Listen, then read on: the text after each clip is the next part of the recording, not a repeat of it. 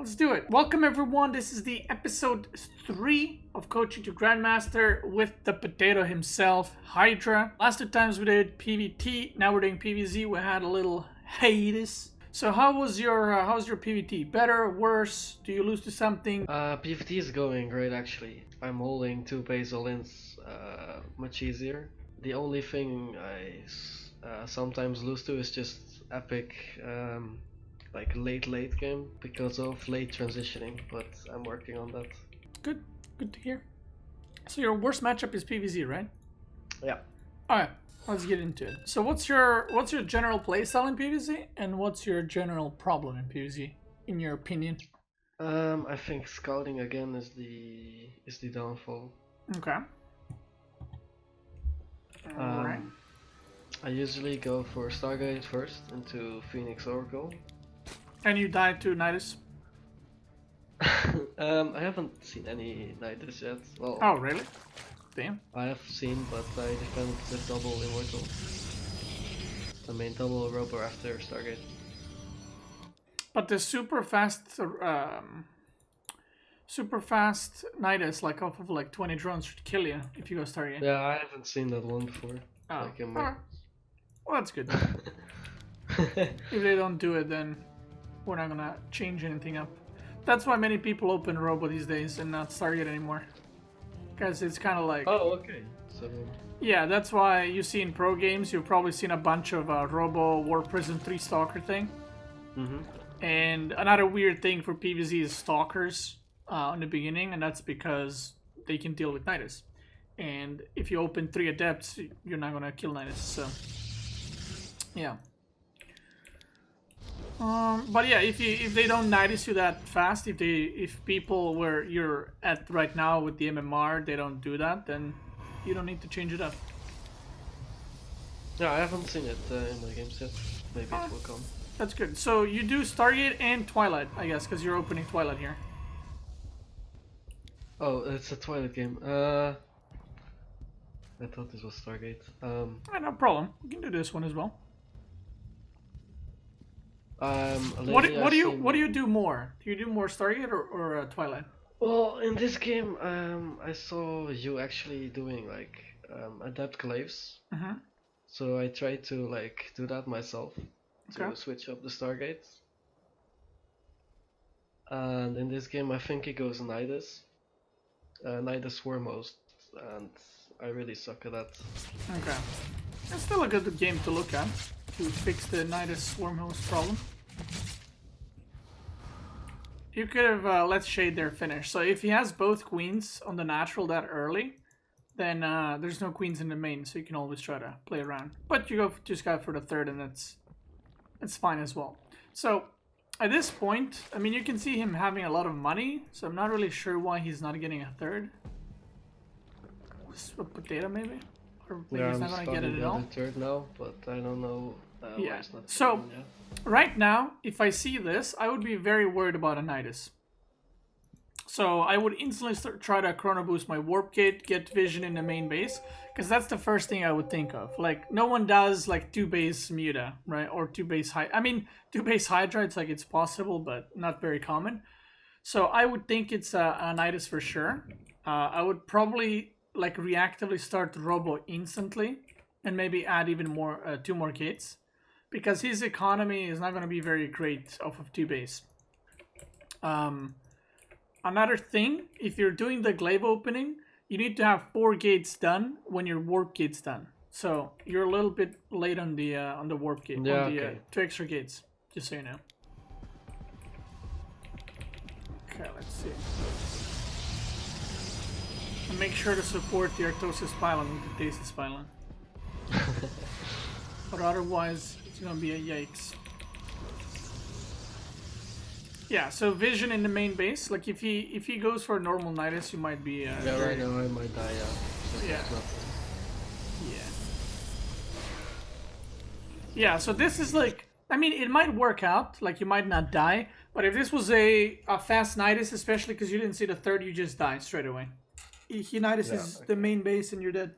So again, every time they're in 2 base, fast Robo always helps.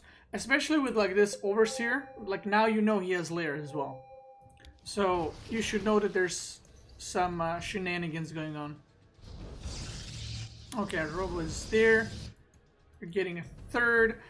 When I play Zerg, when I open Nidus Foremost, because I actually didn't know how to defend it as Protoss the first time I faced it. And then there was a time where I did a lot of Nidus Foremost, like as a Zerg. And the best way to defend it was just stay on 2 base, if it's like 2 base Nidus Foremost, and just go up to 8 gates with Immortals, Templar Archives, and Zealots. But this is some kind of like weird 2 base heavy opening, I guess. Weird build overall, but what you're doing right now is pretty good. Like, you're not committing. You saw the roaches. Okay, so not related to this game. Let's say this was a normal game where, you know, the Zerg went 3 hatch and he's droning up and stuff. Basically, what you do is if you see fast Hydras, well, at this point you wouldn't see Hydras, but if you see fast Roaches, you go double Robo usually. The reason for that is if you go Twilight Adept Glaives and they go for Roaches and they just mass Roaches over 50 drones, with 1 Robo you're gonna die. You need to go double Robo when you face Roaches. Like if you see 2, 3, it's not that bad, but if you see like 5, 6, 7, you should probably just double it up in Chrono Immortals the whole time. There was actually a game in WCS NA that you should check out. It was, or actually that was off of Stargate, but the same rule applies. Neeb versus Scarlet. Neeb went for like double Stargate Phoenix, and then Scarlet just made like mass Roaches with 50 drones, and he barely held it, even though he had double Robo. So it's a very, very scary all-in to face, because Adepts are pretty useless against Roaches, so you want to make sure you stay alive. Yeah, that's my problem as well, like, what do you say? Like reacting to the Zerg. Yeah. Sometimes I make 1 Robo, sometimes I make 2, like, it's just a feeling. Not like, I don't really, my scouting is like really bad as well. Alright, well at this point, like you killed a couple of drones, 3 drones, and now you see, like you saw the 6 Roaches that are chasing you, and you saw the extra Roaches. So at this point I would for sure add the second Robo. I would warp in sentries, because you're gonna need to hold that, start charge, and start +1 weapons. And just Chrono Immortals the whole time. Now this Shaden, you got in, and now it's actually good damage. You can get probably like 10 drones if you focus fire, if you shift click the drones with the Adepts. Now you see the Infestation Pit, so this, off of this economy, there's, I mean, this is not like Broodlords. He has like 40 drones. Yeah, 35 drones. So off of this economy, this has to be Swarm Host. There's absolutely nothing else he can do. Like if he goes Infestors, it's useless. Hive off of this economy is trash. So it has to be Swarm Host. And you could actually see Roach Warren upgrading just before the upgrade finished now. So you know he's committing to Roaches. Okay, nice. You got 11 drones. Yeah, just see the worker count. It's pretty bad for Zerg. Yeah, like he is very, very committed. And you should have, by the way, you should have realized that when you were at the 3rd. To not have drones on the 3rd that late is a big oof. Like he should have at least 60 drones now, and he has 30. Even though, you know, you killed like 14, but still. So yeah, when facing Swarm Host, like I said, especially with this kind of like Nidus play, Templar Archives, charge lots, you forgot charge. And what you want to do is, if he's only committing to Swarm Hosts from this point on, just split your army in 2 and just like put, you know, random Zealot here, random Zealot there to see if the Nidus is going up. Because he will most likely either Nidus your main base, which is the preferred one, or your 3rd base. Yeah, so you just want vision around your, like... Yeah, to just be able to stop the Nidus. Okay, so I like this Adept move out. Yeah, if it was kind of out position, I know. Yeah, if this was a normal game, I like that Adept move out, because you can, you know, try to do more damage. But because he was so low on drones, you should have just been warping and fighting units at this point. Yeah, okay, not just the rest. Like I'm doing like all this Yeah, well, shit. you already did the harassment, right? So Yeah. like right here, right now, you see that there's no drones. Like you should know, you need to cut probes right now. You don't need the extra gases. You just need to make units right now. Nothing else. Yeah, Like that's a big one as well. I can't like read as the game goes. Like I'm really bad at seeing if Zerg is going for something like that. it's all in the drones. If there's no drones, he's all in it. That's how pretty much you're gonna like read into this. So right now, you should move out and just kill that Nidus worm. This is something that comes with experience, but as well you can do it manually, like to know where you're in the game. And as you get more experienced, if you get in this kind of situation, you should know that he cannot have a lot of units. That's why he only had 5 swarm hosts, because he lost so many drones, he cannot have a lot of swarm hosts. So you can just go ahead and kill that, and then search for the second Nidus and just kind of go back and forth. Okay, you're doing it on the bottom side, that's good. Okay, that's good.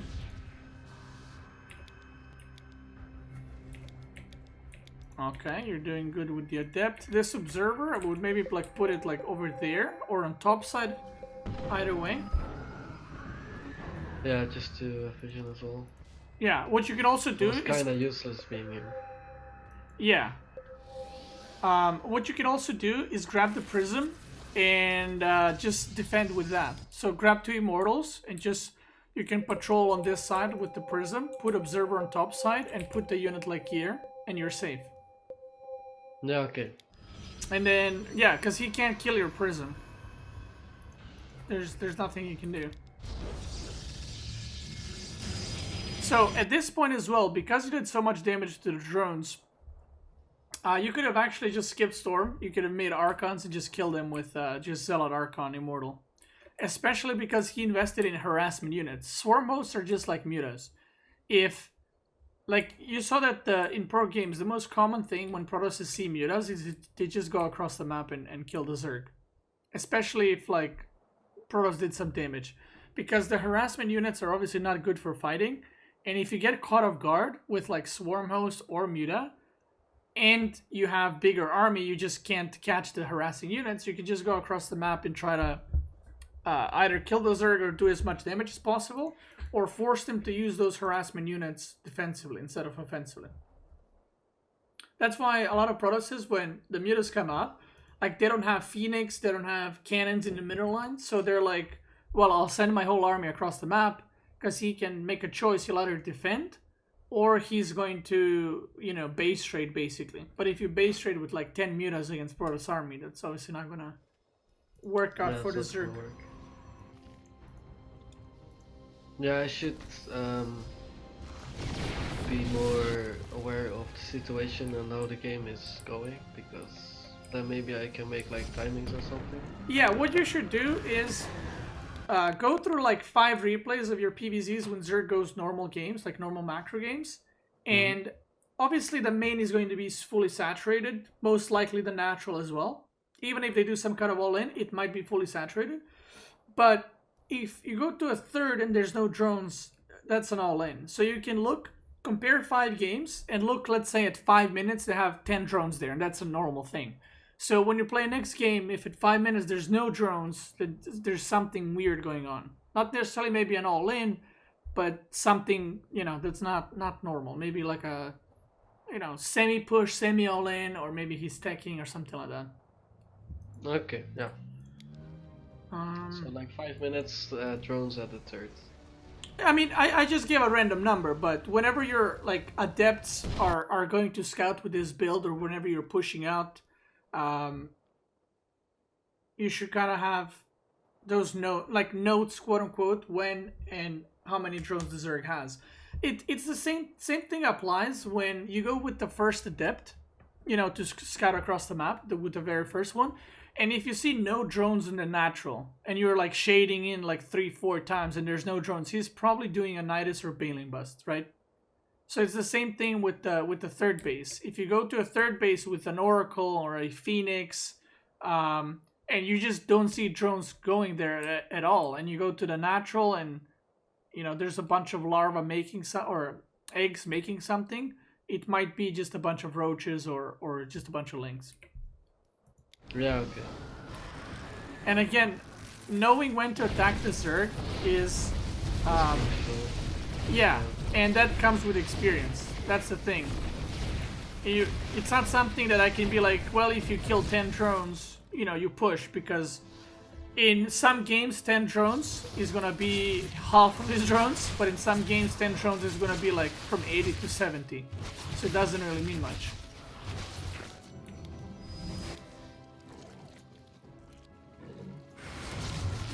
Okay, the adept harassment is very good.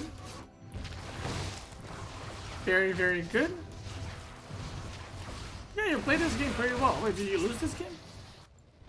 No, at the end I win, but like it's 21 minutes. Yeah, like at this point you should kill him. Like right now, look at the army, right? You have 10 immortals. You can actually go with just immortals, not warp anything, and you're gonna kill him. He has he has less roaches than you have immortals. So yeah, and this is what I mean. This is recognizing how far ahead you are. Yeah. Look at it this way: if he decides to re-drone and you attack, you kill him because he's re-droning, right? He has no fighting units. But on the other hand, if he makes units, he's committing to an all-in, and then if you push and you see like, okay, that's way too many units, you can just go back. Or if he actually at this point makes all the units, you're still probably going to be ahead in units just because you did so much damage early on. How many warp gates are you on? What's up with the money? With the macro, make sure to against Zerg, I feel like the most important thing to chrono is the forge upgrade, but then also the both robos. Just crank out immortals. I think you should stop at probably like 14 immortals. I don't think you need more than that, but yeah. Yeah, I'm at 10 warp gates right now, I think.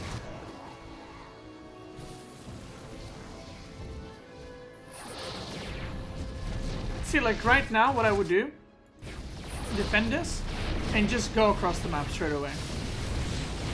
Because, yeah, you're doing so much damage with these two adepts. How many workers? You killed 41 worker. Let's speed things up. Yeah, look at my bank, I should have positioned.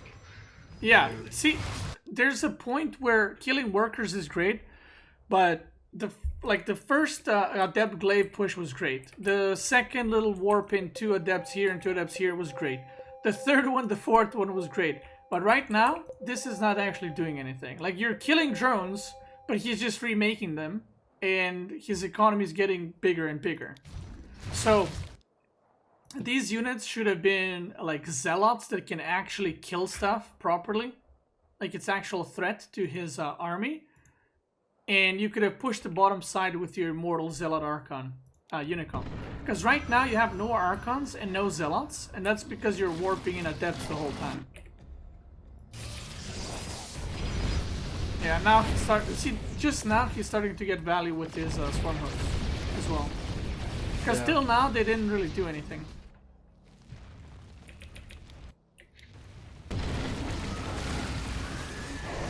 Okay.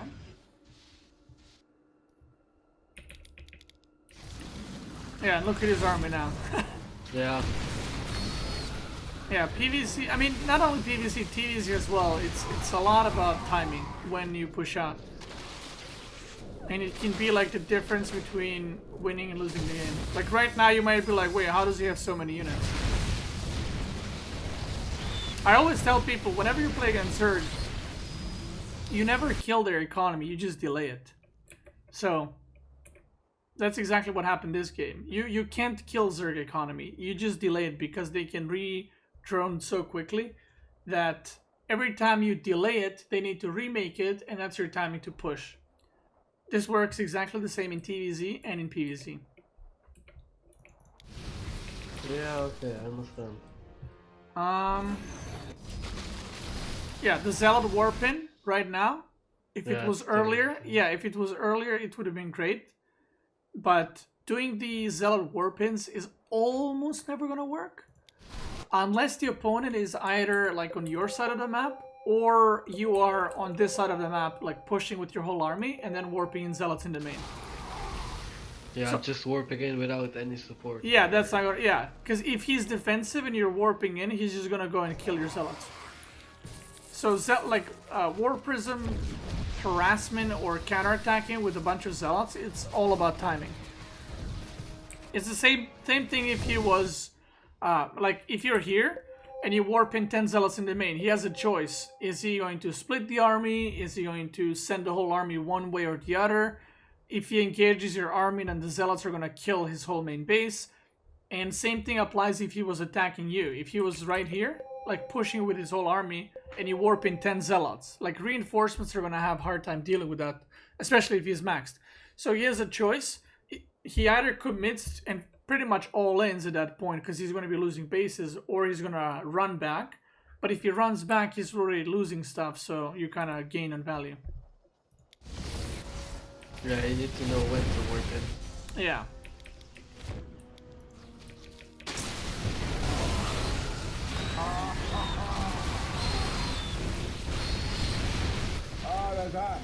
I mean, pretty good fight for you, but the economy right now is very, very good for him. If the Zerg... Okay, so early Niduses, you defended well, like you split your army, but then after a couple of Niduses, you just kind of stopped. You just kind of like, it's too late for Nidus now, I guess is what you were thinking. So he just kept doing them, and even though he failed quite a lot of them, he started gaining value. Like you could have killed like so many bases here. Yeah, you could have put like 3-4 Zealots on this side, 3-4 Zealots on the bottom side patrolling, and that's it. It would have been enough.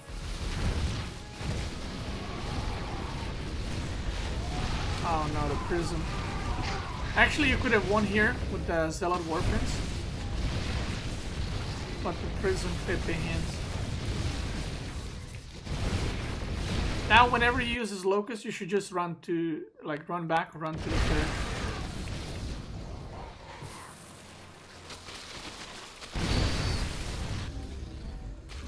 Yeah, Zealot, you could have had like 2 Zealot full Warpins there. Ooh, Mothership. Yeah, he denied your bases for way too long, so you can see it in supply, like. Yeah, exactly. Like his supplies are way higher. Yeah, he should not have lost this from this point, but you shouldn't be even close to this earlier in the game. So, double throw, baby.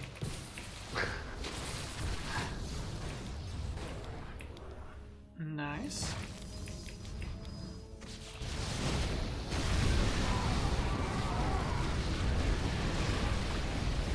Another thing. Whoa, are you gonna recall? For swag point? Damn, girl.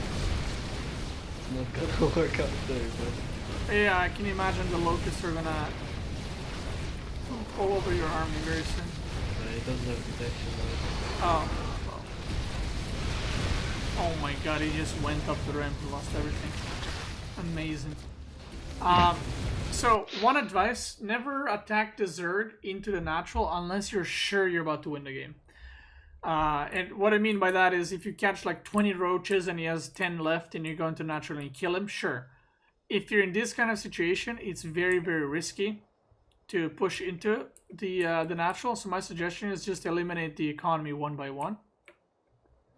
Another reason why it's very scary to push in like this, especially with Immortals, his reinforcements comes from 3 sides, and if a lot of units pop out at the same time and he uses Locust, he can like completely destroy your army.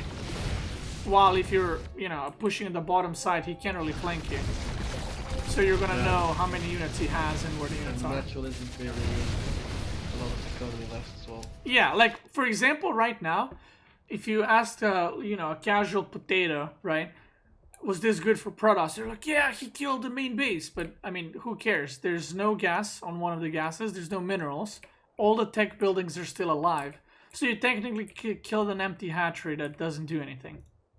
And you got yourself into a position that you know, you might not be able to recall. You can pretty much recall your whole army because it's not that big, but in another game the army might be bigger and you might be leaving a lot of units there.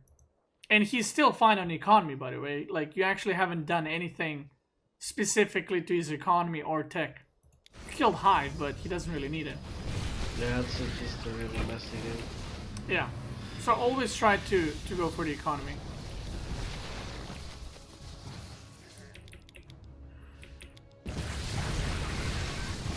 Okay.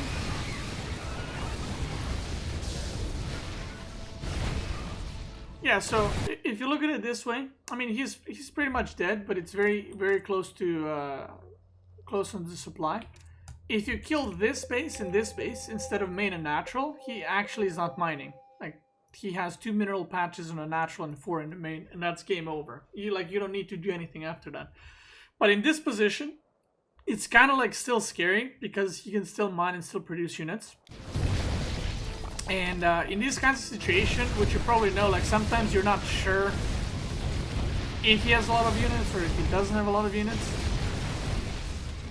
And yeah, you can throw the game pretty easily. But yeah, this one, you got it. Yeah, but it was just really messy.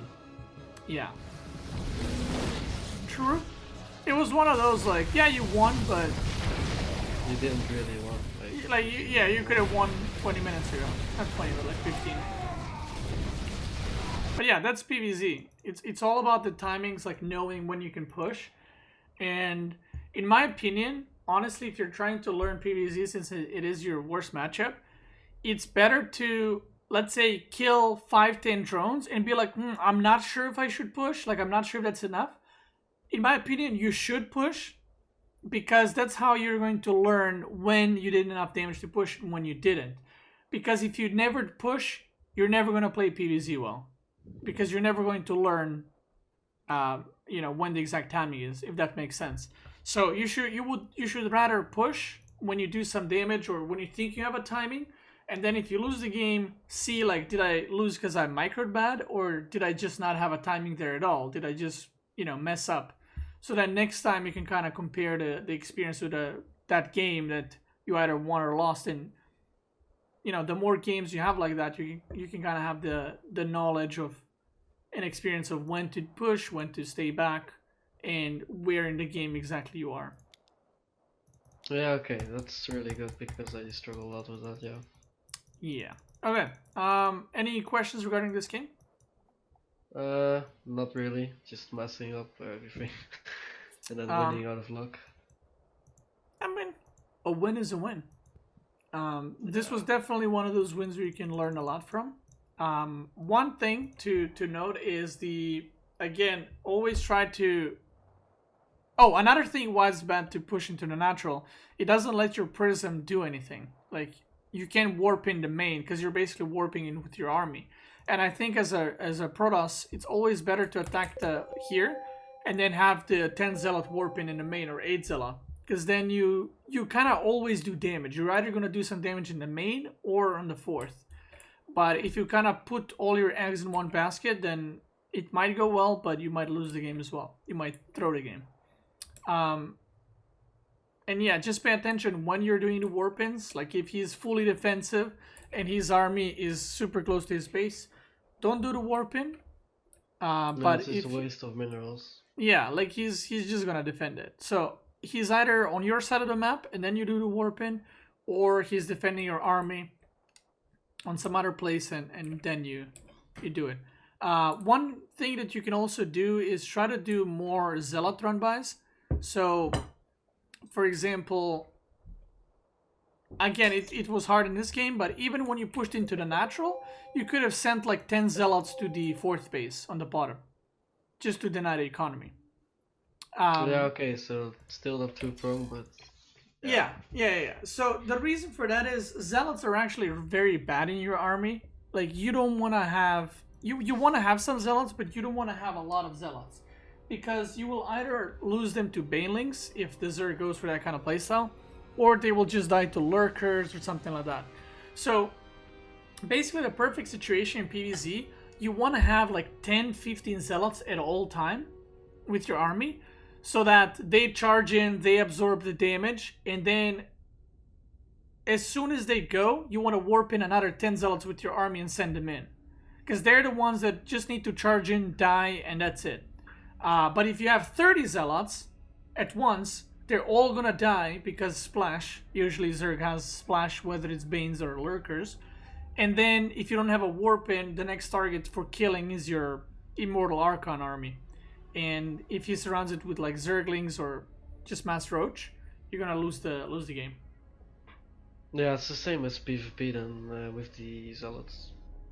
Like the splash damage. Yeah, if you have too many, they're just gonna die to Archon Splash. So that's why in PvP, the same thing in pro level, you'll often see around 130 supply. They send prisms to each other's bases, and then you just Zealot warp-ins while attacking like the third or the fourth.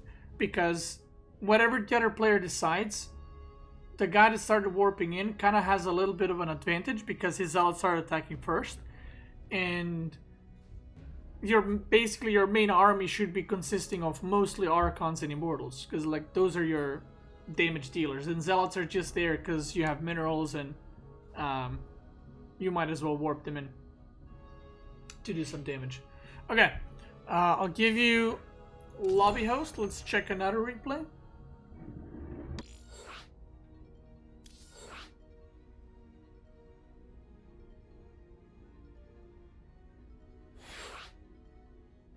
My god, I'm so hungry.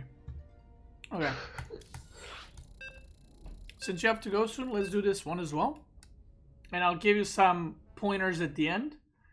And you're gonna work on those things, and then we'll check PvZ maybe even 2 more times after this one, because it is your weakest matchup. And your PvT is doing fine, so we're not gonna touch that at all.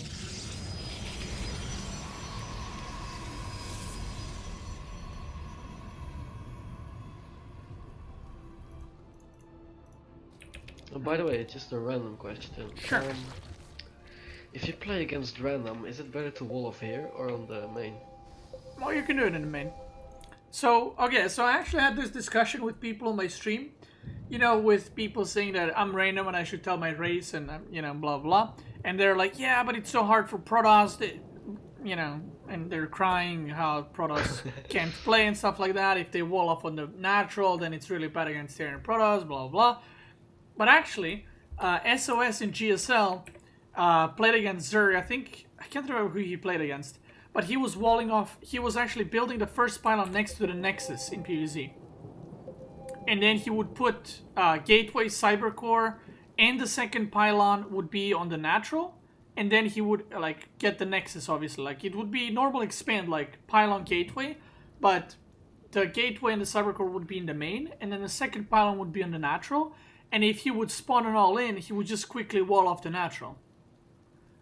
And the reason why he was doing that, by the way, is that if he faces a 12 pull, he has his probes to use as well to fight the Zerglings. But obviously, I think it's better to wall off in the natural. I'm just saying that in case you play against random, just do it in the main base. You'll be fine. Okay. Right. I think it's worse, especially in PvP, if you wall off in the natural.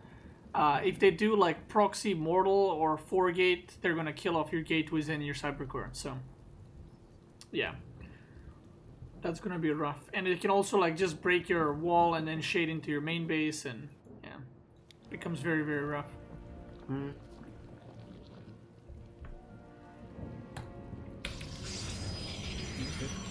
Okay, this is something that you should try and avoid.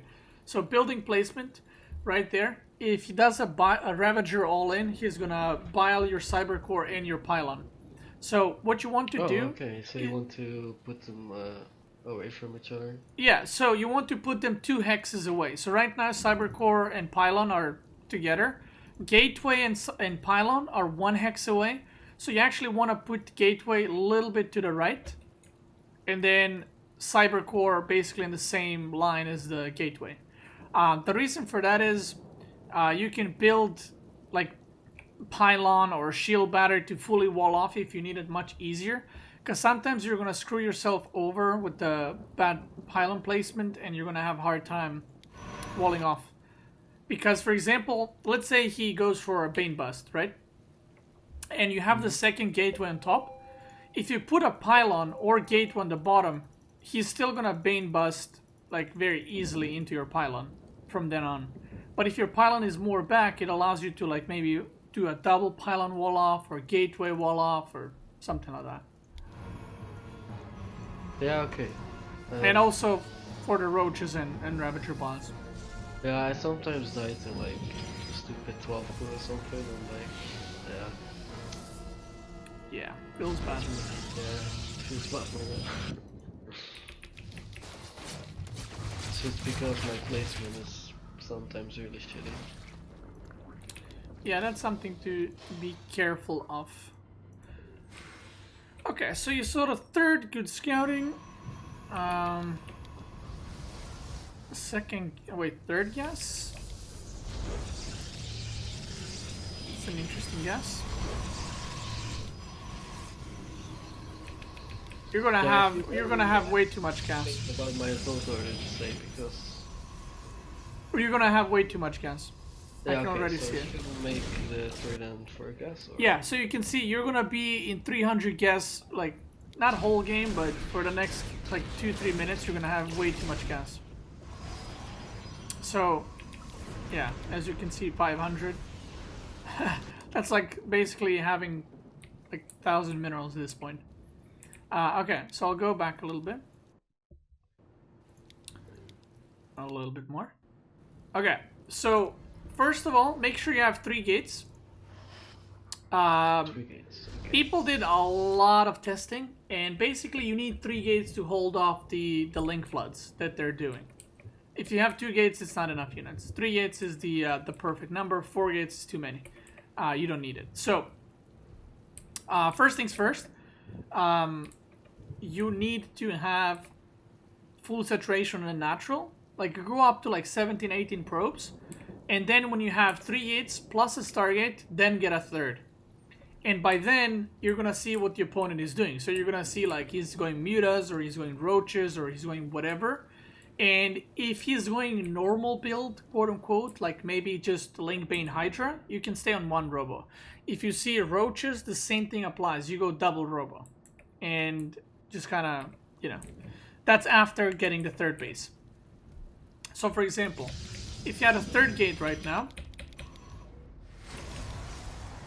your warp keys are going to finish. You can warp in a couple of adepts and maybe 1 or 2 sentries. So if you would see, you're planting the Nexus, if you would see roaches right now, you throw down double robo, and then you throw down a forge, and then you throw down the double gas, and then you resume probe production. Okay? Okay. So don't That's get... what I, don't get... need. Yeah, don't get gas too fast, because the moment I saw you grab that gas and grab the second one, I was like, yep, you're going to have way too much gas. Technically, you could go for really fast Archons, but you're going to die, because 1 or 2 Archons are not going to defend anything, but the Immortals are going to have way too much DPS. And also, another reason why you don't grab gases this early is what a lot of people don't realize is you're delaying your mineral income as well. Like, you're hurting your mineral income because you're getting gases so fast. So then you're not going to have, you know, as many Zealots or like shield batteries if he pushes you across the map or whatever else. Yeah, this is basically my build to go. Like, I almost always do this build, so it's really good to hear some things I could improve on. Yeah, you're definitely going to be floating a lot of gas. Okay, so right now your scout is... This is a prime example of someone who doesn't know how to scout. And I don't mean that in a like a bad way. It just... No, I know what you mean. Yeah, that Oracle move is like... If someone showed me this game and asked what I think, it's like someone told you you should Oracle Scout, so you just do it, but you don't actually know what you're looking for, right? You just kind of do it. Okay, so what you're looking for with an Oracle. So before, you know, a year or 2 ago, you would be looking for kills on drones, and obviously Zergs have gotten better and better, so you're probably not going to get drone kills. I mean, if you do, great, go for it, if there's like no spore, but don't lose your Oracle. It's extremely important. Yeah, Oracle does... Yeah, it defends the third from the link floods, especially from +1 link floods. If you don't have an Oracle, you're going to lose the third. That's how much of a difference it makes. First thing you should always check is the third base. Go to the third base and look at the drone count. So you should be going like, or you can actually go to the main as well, but I prefer the third base. You see straight away, does he have drones or no? So right now, you would see big transfer from the natural. So everything is pretty much normal. So you can be like, okay, he's not all inning. The next question you have for yourself is what tech is he going for? And you would see right here, you would see Evo Chamber and Roach Warren. So if I see that, I go for double Robo. Obviously, there's no Roaches, but because he has Roach Warren, I would go double Robo. Now, the difference between double Robo and Robo, if you don't face Roaches, is not big. If that makes sense, because if you go Slingbane Hydra, if you have double Robo, you're fine. Like, you didn't make a mistake. But if you go one Robo and he masses Roaches, you're going to die. So, if you're in a situation where you see the Roach Warren, but you're not sure if he's going to commit, go double Robo anyway, because this is a safer play. And if you go into the main base as well with the Oracle, you will see 3 Yasses and a Roach Warren. So, this is most likely for now Roaches. So it would kind of like reinforce that, you know, thinking that you should be going double Robo. Now, if all of a sudden you see him grabbing gases and going Hydra Den and Bailing Nest, then he, you know, might be transitioning to that. But double Robo play will still be pretty good. I don't suggest ever rushing Storm, by the way. I think it's really bad. If you rush Storm... Yeah, that's what Rakarian pointed out as well. Yeah, if you rush Storm... Too much tech, like, look at this, +1, charge, Templar, double Robo. I mean, this is fine. The Templar Archives, if you do the build order the way I just told you to do it, Templar Archives is going to be delayed. It's not going to be this quick, but eventually when you do go Templar Archives, make sure to get like 5-6 Archons first and then Storm. Because... Okay. This is the mistake that I make sometimes as well. I'm always like, I can get a Storm now. And then I get attacked and I die because I had 2 Storms instead of having 4 Archons. Or, you know, more Archons basically at that point in the game. So, what you want to do, the way you spend your gas and minerals, constantly make Immortals. Constantly make Immortals. Try to constantly, or as much as you can, scout the Zerg if he's going for more gases, less gases. Because if you see this, he's not going to have lurkers if he's on 3 gases, right? Or, well, he has 5 now, but if he had 3 gases, he cannot go lurkers, he can't go muta. So this is either Linkbane, Hydra, some weird push, even though you need more gases for Linkbane Hydra than 3, or he's going to go Mass Roach. But if now you see more gases, he might still go for Mass Roaches, but you should be open to the possibility of him taking to, you know, Hive or taking to lurkers or going heavier on Hydras and so on and so forth. So yeah, at this point, what you want to be spending the gas on is charge, plus weapon upgrades, plus 1, 2, 3, and then constantly make Immortals. As you saturate your third, now you want to add 5th and 6th gas, and first make, like I said, 4 or 5 Archons, and then you make... Yes. Another thing, be very careful of the gateway count. My advice is once you get fully saturated, then add a bunch of gates. Yeah, you need more gates. Like, gates need to be going up right now. And yeah, if you see some kind of push coming, keep chrono boosting Immortals. If he's doing a normal gameplay, chrono boost your +1 and +2 weapon upgrades. And yeah, that's pretty much it. Like I said, try to be as active as you can with the Immortal. I like these Adepts, they're pretty useless at this point. So might as well try to get some value from them. Okay, see, this was a good scout. You just saw Roaches. Like, you know that he has Roaches, so double Immortal, chrono boost constantly right now. That's the play. Yeah, you're gonna shade in, you're gonna see a Bailing Nest, which is another good scout. So, if you see Bailing Nest, no one really goes Roach Bane. So I would be thinking like, okay, maybe he's transitioning to Hydras. Maybe he's gonna go Link Bane Muta. Because no one goes for, you know, Roach's speed and then Bane's. It's kind of weird. Third base, you're doing a lot of damage. That's good. One thing I would have loved if you did is if you shaded these adepts into the main and just kind of get the complete scout. Because you got the scout on the natural and on the third. So if you shaded into the main base, you would have seen the Hydra then. But no, you would have seen no Spire, no Lurker then. So you would know pretty much what you're facing. And you saw no fourth base as well, by the way. Have that in mind. Which at this point Zerg should have it. Okay, so the War Prism, again, same mistake. Yeah, I mean, obviously you can fix it. Yeah, obviously you can fix it in this game, because I just told you about that, but yeah, you can see how it just doesn't work. But then if you watch Protoss players, they do the Warpin and it like kills Zerg pretty much. And I've even seen comments of people like, why don't Zergs die to 5 Zealots when I play? Well, that's because you don't know when to do it. Okay. This I don't like.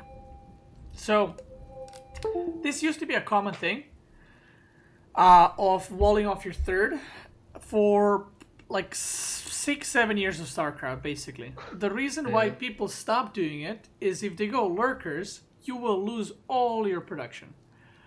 Because there's actual no way for you to engage that. So if he puts lurkers like right here, you just can't engage because you're blocking yourself off. And if you go around, you're gonna be attacking through really awkward positions. He might break the wall and just run up the ramp. And yeah, what you can do is, I'm gonna move a little bit so the pings go away. What you can do is wall off like here, like 1 gate, 2 gate, 3, 4 gate. So you kind of wall off your... So you have to wall off the banelings potentially? And yes, exactly. So you leave the top side open for the, you know, your probes. Yeah, the army. Yeah, and then you wall off this side so the banelings can't run by. And then if the Zerg is attacking from 2 sides, you put your army here and you're defending top and this side as well. And then if he goes for lurkers, you can warp in units like on the bottom side of your gas, and then kind of do a little mini, I guess, surround or mini flank or whatever you want to call it.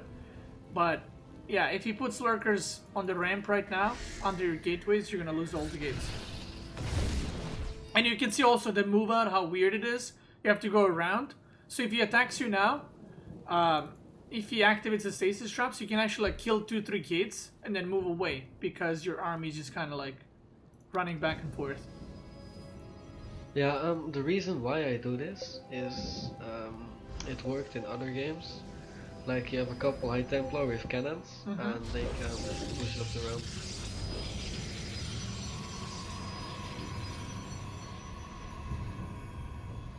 Yeah, But, yeah, the thing is, might be the biggest problem here because they can just snipe. yeah, against a normal army this is great, yeah.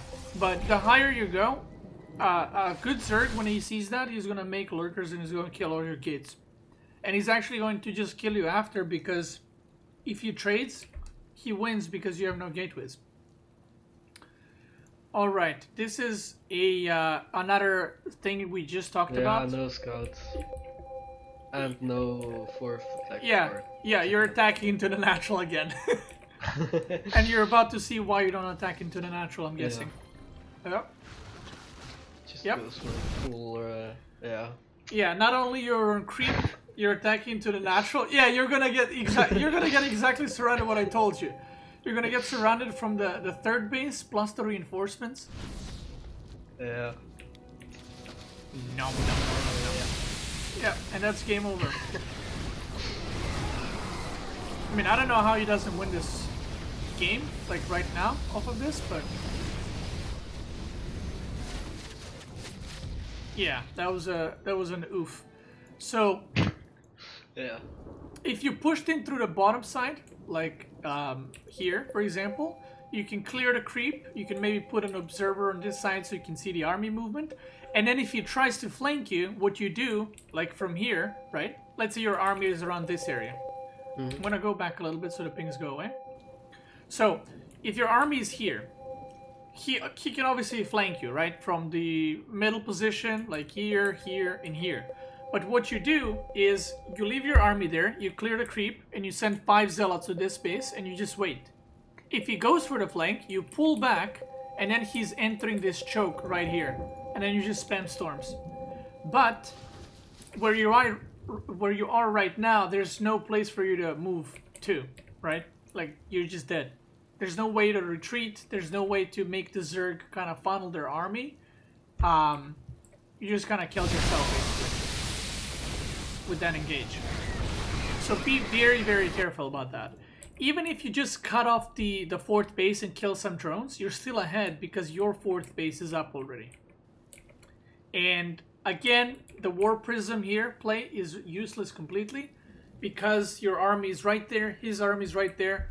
If you attack the 4th, you can actually just sit there. You don't even need to push. You can clear the creep, send a couple of zealots to the 4th, like pre-split your army a little bit, and then warp in 10 zealots in the main, and you wait to see what the Zerg is going to do. If he sends his army back, you kill the 4th base. If he doesn't send his army back, you kill his main base. So always have that in mind. Okay, so you get wrecked here. Because you're not doing the Zealot warpins, you don't have a scout in the main base. You have no idea that this is Hive, and yeah, that's why Zealot warpin is also really good. You warp in, you see Hive going up, maybe you see Greater Spire. You can start up Fleet Beacon and start moving towards Tempest. Oh, you have a Fleet Beacon. Never mind.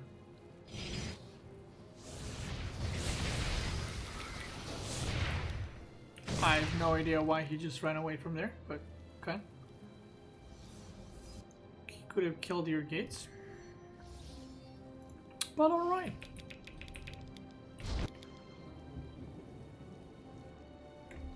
Seven more drones. Yeah, so he missed the timing as well, like with my. Yeah, he could have killed your 4th. Like he could have just gone, sniped it, and gone back. Okay. Yeah. So okay, when Zerg does this, this is a big tell. If Zerg suddenly is like away units, it's like obviously, yeah, he's obviously trying to like trade units, right? Because he's not really, you can see if he went from like this position and tried to snipe and run away, okay. But he literally just ran them in. And every time I see this, I know he's either tech transitioning or he's really, really bad. But considering you're Master 1, that's probably not the case. I mean, it's kind of big misclick to just randomly send your units. And you don't see the other units. So what they usually do is just trade out units for whatever they can. So they can make most likely Broodlords. Yeah, I'm trying to make Tempest for that. But nice. Not enough right now. Oh, there we go. Okay, nice. Okay, good Zealot warping. Yeah, he definitely completely missed his timing. It's funny how in lower leagues the issue people have is like macro and micro, but in Master 1 people don't know when to attack. Which is, you would think it's a basic thing, like if someone asks you, but when you think about it, it's a hard thing to know. You know, when you're in the where you're in the game and when you should be pushing and when you should be defending.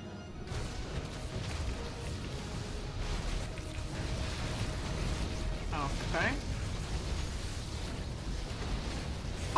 Try to put bad Tempest. positioning. I should have been here, like in the middle, so I can either this or defend this.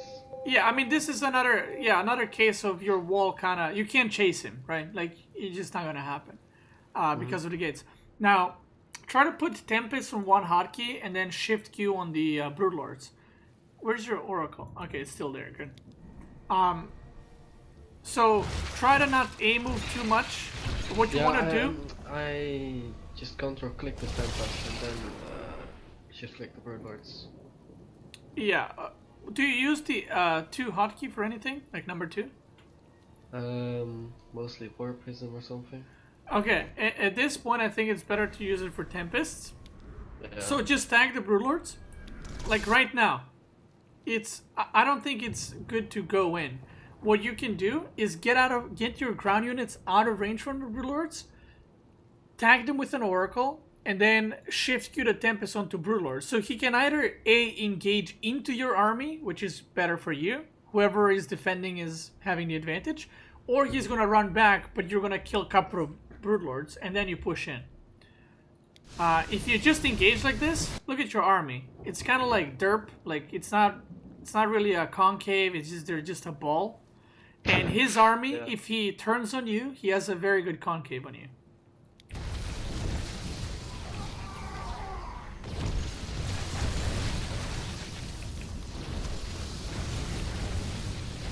Yeah, so here, you just lost an Archon and maybe something else as well.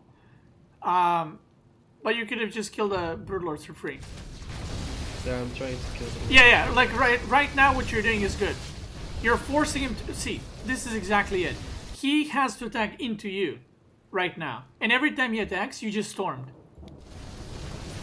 Again, pull back. Now you should storm.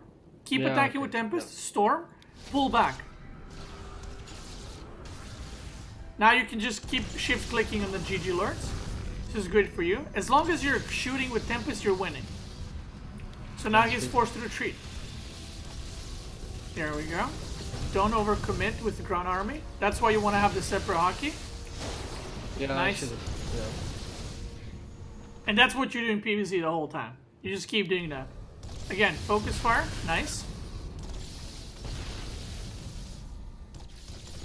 Maybe too many items.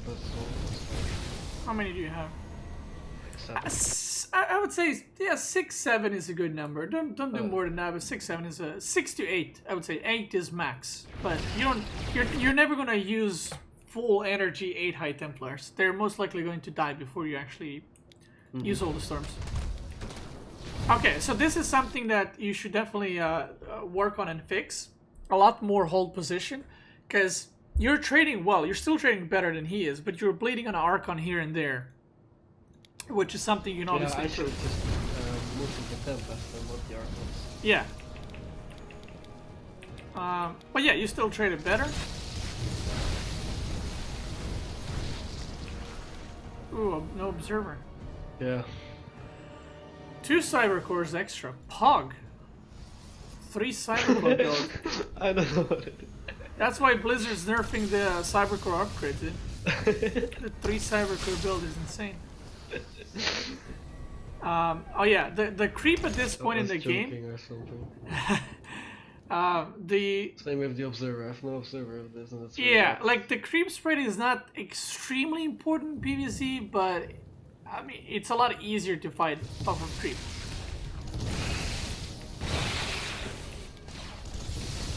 And remember that time warp reduces attack speed as well. So whenever he's engaging you, just time warp his army and just I always crap on forget it. about time warp. It's like 50% attack speed is insane. Yeah, that's insane. I honestly don't know what Blizzard was thinking with that one, but like you don't see it used often, but 50% attack speed is just insane. Yeah, it's insane. I should have. Like the Zerg actually just dies if he fights into a time warp. Okay, again, good trades. Lost an Archon for free. Nice storm. Yeah, and I overcommitted. Yeah, over eager a little bit. So see, this is where the prism shines. You don't even if he defends it this well, by the way, just put it here and send the zealots into the natural. And also get a Dink Shrine at this point. DTs are always good. Yeah. Yeah, and what you can do is every time you do a Zealot Warping, kind of keep track, like, oh, does he have a Spore, does he not? And if you do a Zealot Warping in a natural and you kill a Spore, just warp in like 6 DTs. They're going to melt through everything, and if you attack at the same time, he's literally going to lose all his tech to like he's 5, gonna 6 tunnel DTs. vision on his main army. Yeah. Pretty much, because you can't really look away at that point. Okay, nice. Yeah, Voila, there we go, dude. Yeah. Yeah, just A-move them. You went for the Greater Spire, but you knew that there's units in the main base. Yeah. So yeah, just this is exactly what I was talking about. If you had like Zealots with your main army, they're literally like they just don't do anything. They're not gonna do anything against Broodlings. They're not gonna do anything against Banes. Nothing against Hydras. So you might as well just spend your minerals by continuously doing run-bys. We have some AFK boys here. Oh my god, I thought he was gonna run in with Banes. Yeah, too much forward to the Archons again. Yeah. I mean, you probably lost from the duration of here to here, you probably lost like 10 Archons to just Broodlords. Which is, again, something you can fix quite easily.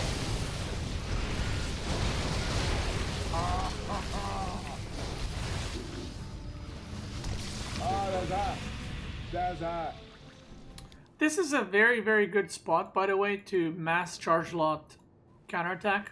And I'm talking like maybe even like 20 charge loads from here to here. The reason for that is when you trade against the Zerg, look at the... Yeah, not only that, but because he lost all the Corruptors, you have to think sometimes like as a Zerg. He's going to be remaking Corruptors, most likely. Or, you know, trying to aid with Hydras against Broodlords. Or with Broodlords. So if you look at production tab, he actually has no fighting units. So if 20 Zealots just came in here, he's going to lose everything. Because he has two options. Either he leaves the Broodlords alone, in which case you just run them down, because you survived with all the Tempest. Or he's going to let his base go, which you win either way. And again, it's one of those things like timing when you warp into Zealots. Yeah, and not, yeah, when to do it. What did you just kill? I don't know. Where? I don't know, you just shot at something. Maybe I'm crazy? You killed the probe. Oh yeah, for the... I guess for the observer. For the observer, I think, yeah. Yeah. I thought you like killed off... Dude, earlier I killed my ghost. Oh my god. I had 4 ghosts and I was playing against Zerg and I thought it's a changeling and I killed it all. And I was like, well...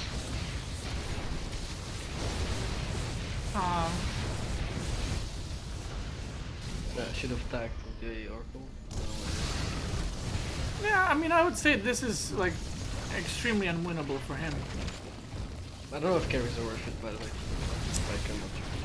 I mean, if you can... Honestly, I think making Archon Immortal Tempest is probably better, but if you can max out on Carrier, they're not bad. But I feel like they're much riskier than... as good as more... Yeah, like more solid army like this one. Because the problem with carriers, like adding 3-4, adding like 3-4-5 carriers against Terran is quite good actually, but adding them against Zerg, he's just gonna kill the interceptors the whole time. Yeah.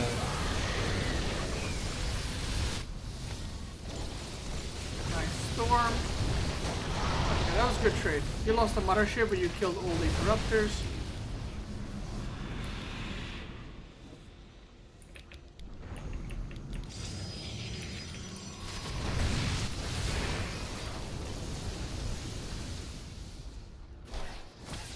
Yay, DT.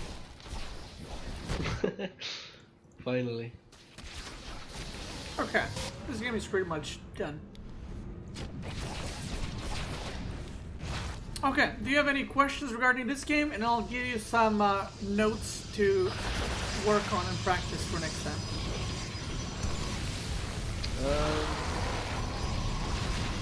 Well, the gateway thing here. When is the timing you actually want to add the gateway? Oh, I just went to the beginning. Okay, so if he is obviously doing like more aggressive builds and not a lot of drones, you can like you can add earlier gateways. You can stop your pro production and just add the gateways. But in my opinion, as your third is coming closer to fully saturated, you can then. In PvT, you do it the other way around, where you add the gateways before you start making probes in the third. And the reason for that is Terran pushes a lot earlier than the Zerg does.